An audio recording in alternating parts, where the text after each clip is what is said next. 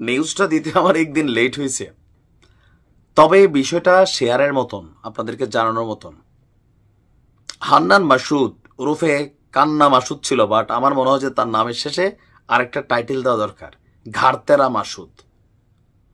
তবে রাজনীতিতে এরকম ঘাড়তেরা ক্যারেক্টার কিছু কিছু জায়গায় দরকার হয়। তবে কেউ কেউ বলেন যে বেশি তেরামি করলে আবার কপালে শনিও আসে। কথা বলছি আমরা হাতিয়ার ব্লুটুথ বয়, জাতীয় নাগরিক পার্টির ব্লুটুথ নেতা হান্নান মাসুদ।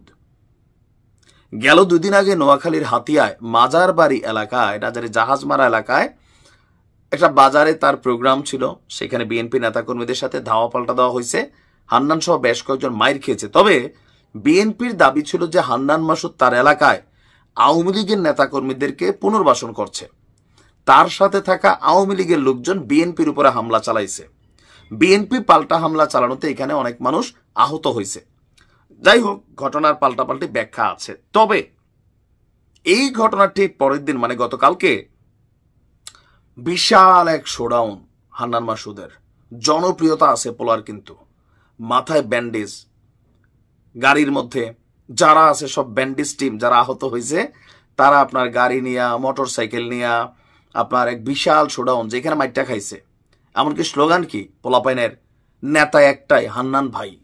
হান্নান ভাইয়ের কিছু হলে জ্বলবে আগুন ঘরে ঘরে। হান্নান ভাই ভয় নাই, রাজপথ ছাড়ি নাই। আবার হান্নানও কঠিন বজ্র একটা বক্তব্য দিয়েছেন। ঘটনার পরদিন মোটরসাইকেল শোভাযাত্রা নিয়ে হামলাস্থলে আবারও গিয়েছে আপনার হান্নান মাসুদ। এই সময় আমরা অবশ্য পুলিশের প্রোটেকশন দেখছি। পুলিশ ছিল, অনেক পুলিশ ছিল তার নিরাপত্তার জন্য। আর এ সময় তিনি আহত এবং স্থানীয়দের সাথে কথা বলেন।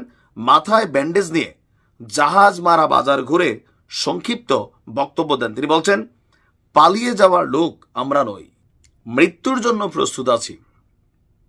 জন্ম যেখানে, মৃত্যু সেখানে হবে ইনশাআল্লাহ। এই মাটির প্রতি আমার দায় আছে, দরদও আছে। এই মাটির মানুষের প্রতি আমার ভালোবাসা আছে। আমরা সন্ত্রাসকে কোনো জায়গা দেব না।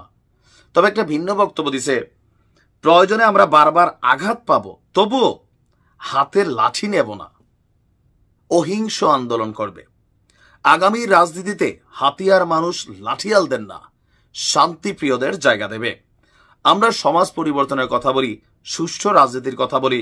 গতকাল এই জায়গায় বিরোধী দলের নেতারা বক্তব্য দিচ্ছে, আপনাদের সহ্য হচ্ছে না, বিএনপিকে বলছেন তাহলে ভোটের দিন ভোট কেন্দ্র দখল করবেন যাতে ভোট দিতে না পারে। আপনাদের মধ্যে আর আওয়ামী লীগের মধ্যে পার্থক্য কোথায়? আপনারা বলেন আমরা আওয়ামী লীগকে পুনর্বাসন করছি, কিন্তু আপনাদের অঙ্গে অঙ্গে আওয়ামী লীগের চরিত্র দেখা যাচ্ছে। আপনাদের প্রত্যেকটি বৈশিষ্ট্য আওয়ামী লীগের বৈশিষ্ট্য। হাতিয়ার রাজনীতিতে কোনো সংঘাত চাই না। আমরা অন্যায়ের বিরুদ্ধে, চাঁদাবাজদের বিরুদ্ধে প্রতিবাদ করব।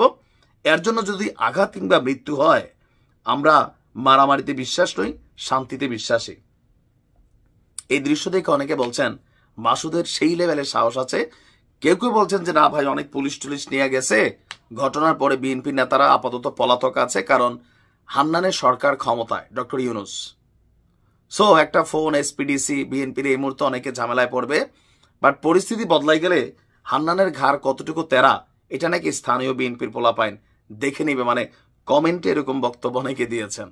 তবে পোলা সাহস আছে, এটা সত্যি নাকি না পুলিশ পাইয়া সাহস বাড়ছে, কোনটা?